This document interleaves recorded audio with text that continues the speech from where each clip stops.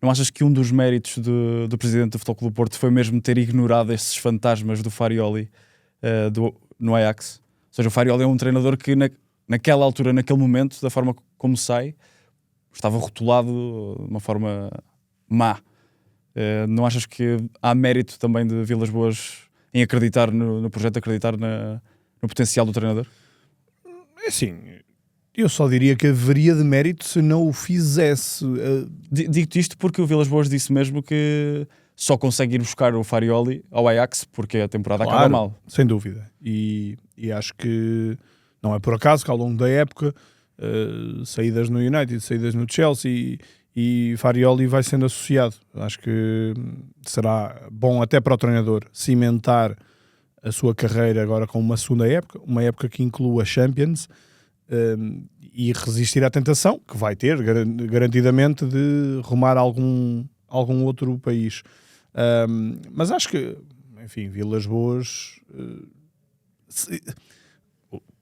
todas as indicações são de que Vilas Boas já o tinha tentado na altura de Anselmi. E isso aí, eu diria que abona a favor de Vilas Boas, no sentido em que Anselmi foi um tiro completamente ao lado. Acho que toda a gente está de acordo disso. Agora que passou o tempo ainda mais, e agora que ele também já teve uma experiência que não correu bem no Botafogo, ainda mais. Mas André Vilas Boas mostrou-se convicto do que queria, e acho que não podia ser de outra maneira. Também seria sempre importante ao Porto não enfatizar isso, não dar qualquer tipo de aso a alimentar esse tema, que foi um tema que, acima de tudo, andou... Mas que esteve presente, sentiu-se que esteve presente... Mas é interessante que eu diria que só a estrutura do Porto é que tentou blindar esse tema. Porque mesmo os adeptos do Porto andaram constantemente com este tema. Claro que depois, no fim, na festa, de uma forma muito engraçada, tu apanhaste, tu e o Gonçalo, que fizeram um trabalho incrível no Dragão, na cobertura da festa, apanharam 2 fantasmas. Foi brilhante.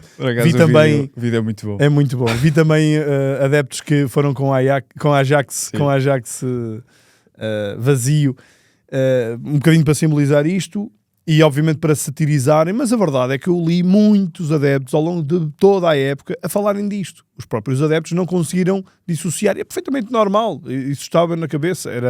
E obviamente que também a concorrência, os adversários, olhavam para isso como a grande tábua de salvação a certa altura, porque se havia um Porto que praticamente não perdia pontos.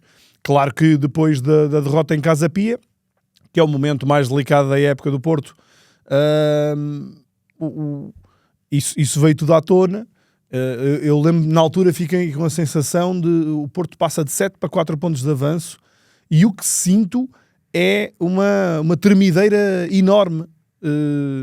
Mesmo a linguagem corporal, notavas isso, notavas que aquela junção no final do jogo, aquela coisa de não vamos, nada está perdido, né? O Porto continuava a ser líder, e eu acho que a grande fórmula do Porto ser feliz, portanto, a fórmula regular foi uma forma muito assente num futebol pragmático.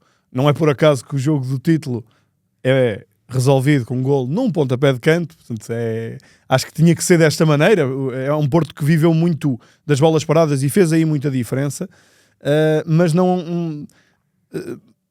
ao longo da época, nas alturas em que se poderia pensar o Porto vai fraquejar, era nos clássicos, e se puxarmos a fita atrás, não foi de todo nos clássicos que o Farioli perdeu a época passada, pelo contrário, nos clássicos sim. foi altamente competente, e este ano o Porto volta a ser muito competente, e nem com tantas vitórias quanto isso, mas o Porto, quando se podia amedrontar mesmo, não o fez. Foi corajoso, foi destemido.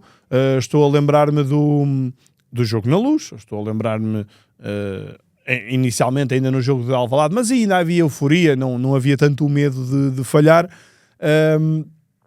E estou-me a lembrar do jogo em Braga, que entre Luz e Braga divide-se muito onde é que foi o momento do clique final, mas foi um Porto que não esteve à espera de desconfiar de si próprio, que tentou, de uma forma ativa e não reativa, ludibriar aqui algum tipo de desconfiança, e acho que tem muito mérito. Agora, Vilas Boas fez o que um líder tem que fazer, confiou.